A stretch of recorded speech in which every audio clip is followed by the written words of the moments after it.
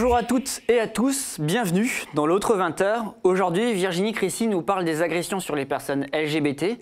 Serge Faubert, comme tous les lundis, nous présente sa chronique parlementaire Un petit coup de Bourbon, un décryptage de la fuite des cadres du parti au pouvoir. Et après cette autre 20h, ne partez pas, Aude Lancelin reçoit le journaliste de Mediapart, Laurent Mauduit, pour nous parler de son livre « La caste ». Mais d'abord, l'actu. 4164 postes sont supprimés dans la fonction publique. C'est ce qui ressort de la présentation du projet de loi de finances de 2019. Par le ministre Bruno Le Maire, tous les ministères ne sont pas logés à la même enseigne. Près de 3000 postes d'enseignants devraient être supprimés au collège et au lycée.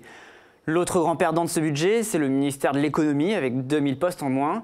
Alors les ministères de l'Intérieur, de la Justice et de la Défense, eux, s'en sortent mieux, avec des créations de postes. Tout est question de priorité. La Russie renforce son soutien militaire à la Syrie, avec la livraison de systèmes antimissiles améliorés. Et le Kremlin réagit ainsi au crash d'un de ses avions militaires qu'il attribue à l'armée israélienne.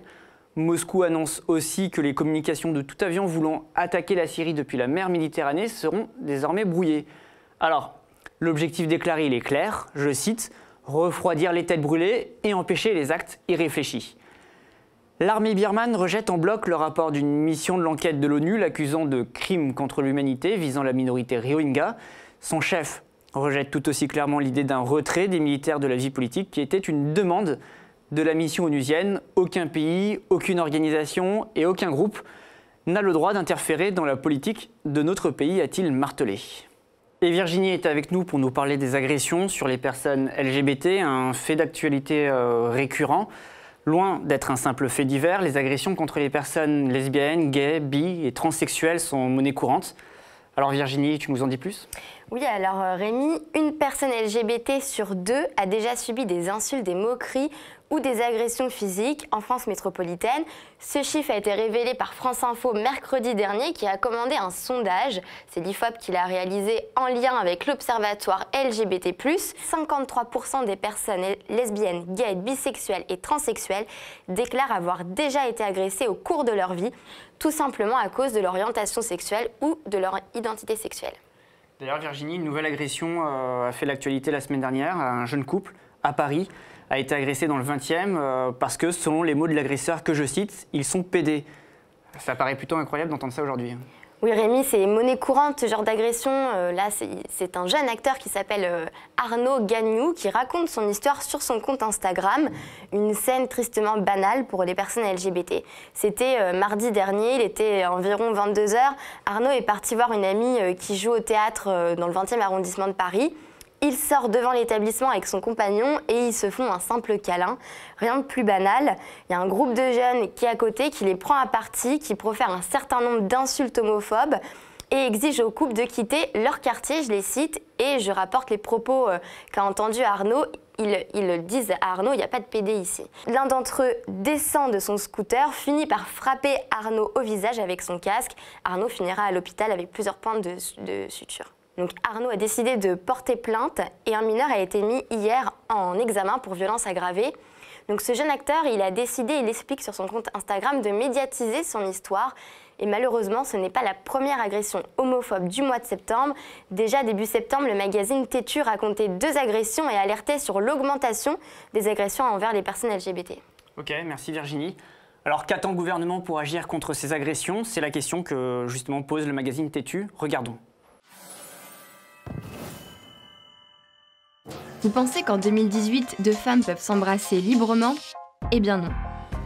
L'an dernier, les agressions physiques de personnes LGBT ont augmenté de 15%. On a eu aussi, encore une fois, des militants de haine qui faisaient de la prévention dans des lieux de drague, comme on dit. Eh bien, ils ont été agressés au prétexte qu'effectivement, ils pouvaient être peut-être pédés, peut-être. Le 1er septembre dernier, 2 nouvelles agressions ont eu lieu.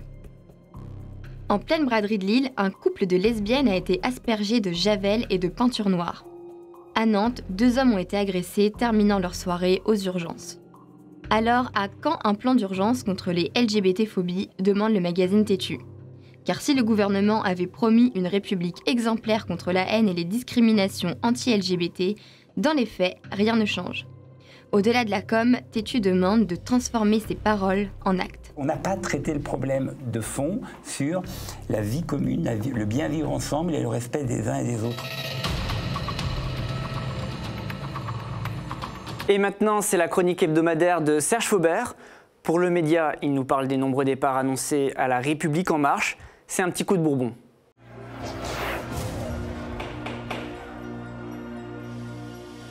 On a le sentiment d'être sur le Titanic. La phrase est de Frédéric Dumas, député des Hauts-de-Seine, qui vient de claquer la porte de La République En Marche pour rejoindre l'UDI voici quelques jours. Avec au passage quelques mots doux pour l'exécutif. Ce seraient des technocrates hors sol, voire cyniques. Le Titanic, on vous dit. Et la députée Dumas n'exagère pas. La majorité présidentielle est en train de se désagréger. On se bouscule pour monter dans les chaloupes et les passagers des ponts supérieurs sont parmi les premiers à prendre la mer. Prenez Gérard Collomb, le ministre de l'Intérieur. Voilà qu'il annonce qu'il quittera le gouvernement après les élections européennes pour se présenter dans sa bonne ville de Lyon au municipal de 2020. Un ministre qui fixe le terme de sa mission, c'est du jamais vu sous la Ve République. Résultat, le ministère de l'Intérieur s'est naturellement transformé instantanément en palais de la Belle au bois dormant en attendant le successeur. Et ça va durer 8 mois. Pourquoi part-il ? D'abord, un peu à cause de Benalla. Eh oui, Gérard Collomb, vous l'avez sûrement remarqué, c'est l'homme le plus silencieux sur l'affaire Benalla dans ce pays. Alors que les services de sécurité de l'Élysée, les gendarmes et les policiers sont sous son autorité administrative. Convoqué à la fin du mois de juillet devant la commission d'enquête du Sénat, l'homme qui devrait être le mieux informé de France affirme avoir tout découvert dans les journaux ou presque. On écoute ce morceau de bravoure. Moi, j'en découvre chaque jour sur les personnalités. Je lis les journaux comme vous et il y a toute une partie de l'histoire de M. Benalla que, franchement, je découvre de plus en plus. Eh bien, Monsieur le ministre de l'Intérieur, heureusement qu'il y a les journaux pour vous informer. Moi, je croyais que M. Benalla était policier. Pour M. Benalla, vous ne trouverez jamais aucune trace de téléphone de ma part, aucun envoi mail, parce que effectivement, comme je vous l'ai dit, je n'avais aucune relation avec M. Benalla. Moi, je n'ai jamais fait des œuvres de basse police durant les 20 ans qui viennent de s'écouler et je n'en ferai pas plus dans le futur. Cette posture en retrait n'a pas plu du tout au président de la République qui aurait aimé davantage de solidarité et de soutien. Mais Gérard Collomb ne s'en est pas tenu là. Le 6 septembre, il a enterré Macron au micro de RMC en déclarant que peut-être les uns ou les autres nous avons manqué d'humilité, avant d'ajouter cette tirade assassine. En grec, il y a un mot qui s'appelle l'hubris, et c'est la malédiction des dieux. Quand à un moment donné, vous devenez trop sûr de vous, il y a une phrase qui disait « les dieux aveuglent ceux qu'ils veulent perdre », donc il ne faut pas que nous soyons dans la cécité. En gros, le ministre de l'Intérieur vient dire devant les caméras que le président de la République est un autocrate sourd et aveugle. On comprend qu'il veuille repartir à Lyon. Ce n'est pas le seul ministre qui s'apprête à quitter le navire. 2 autres viennent de se faire connaître. Benjamin Griveaux et Mounir Majoubi. Le premier est secrétaire d'État auprès du Premier ministre et porte-parole du gouvernement. Le second est secrétaire d'État chargé du numérique. Tous les deux sont candidats à la mairie de Paris. Mais un seul aura l'étiquette de La République En Marche. Les couteaux sont tirés et l'ambiance promet d'être excellente au Conseil des ministres. Alors vous allez me dire, il y a quand même des bonnes nouvelles pour la majorité présidentielle. Prenons l'élection de Richard Ferrand la semaine dernière à la présidence de l'Assemblée nationale. Il a été élu au premier tour. Formidable, hein ? Sauf que son prédécesseur, François de Rugy, le nouveau ministre de l'écologie, avait obtenu une centaine de voix supplémentaires. Et ce n'est pas tout. Richard Ferrand a recueilli 254 voix, alors que le groupe parlementaire de La République En Marche compte 312 membres. Ce qui veut dire que près d'une soixantaine de députés En Marche n'a pas voté pour Richard Ferrand. Alors, soit parce qu'ils avaient piscine, c'est possible, soit parce qu'ils ont voté pour le candidat du MoDem. Du côté du mouvement La République En Marche, ça ne va pas très fort. Depuis le début de l'année, c'est la valse des démissions parmi les référents. Les référents, ce sont les responsables départementaux du mouvement. On n'est pas loin de la vingtaine de départs. Alors, pas tant pour des raisons de désaccord politique, mais bien plutôt pour des questions de fonctionnement et de démocratie interne. En gros, les référents ont l'impression de n'être que des pions corvéables à merci, ce qui est désagréable, surtout lorsqu'on est bénévole. La faute à qui tout ça ? À Christophe Castaner, délégué général du mouvement. Un patron à mi-temps, car il est également secrétaire d'État auprès du Premier ministre chargé des relations avec le Parlement. Ce n'est certainement pas la meilleure façon d'accompagner un mouvement qui manque cruellement d'enracinement local. Mais tout ça pourrait bientôt changer. Castaner lorgne du côté de la mairie de Marseille pour 2020 et il serait prêt à tout abandonner, le gouvernement, le mouvement et même peut-être Emmanuel Macron. Pour l'instant, il hésite, à moins que le président de la République le nomme ministre de l'Intérieur dans 8 mois, comme il se murmure ces jours-ci dans les antichambres. Mais 8 mois, c'est long, très long. Et surtout, il y a ce vieil adage 1000 fois vérifié. Les promesses n'engagent que ceux qui y croient. Castaner pourrait bien préférer la bonne mère à un Jupiter passablement essoufflé.